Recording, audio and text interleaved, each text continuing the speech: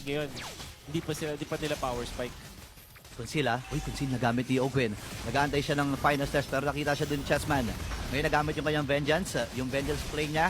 And ngayon si Super Makmak ay dito sa may bandalikuran, ayaw niya talaga magpahuli. Habang si Sanji nakakuha na ng kill, Lord Minions. Ayun, paparating yung next wave.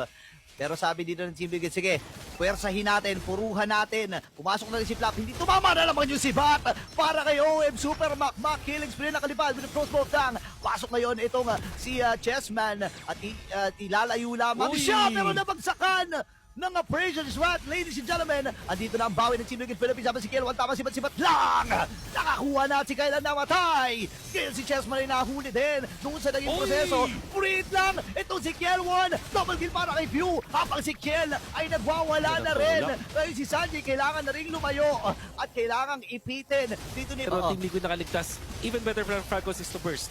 Okay, andito na si Bata, si Kiel1, nakaka-free hit flicker ay nagamit niya. Habang si Kyle ay magtatagumpay, mag-out na ata dito ang Team Falcons, mamamatay si Flaptixie, nakalipad din.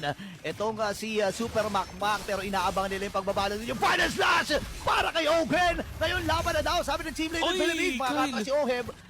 And ngayon si Pew. Sa atin, men, naging in the zone lahat.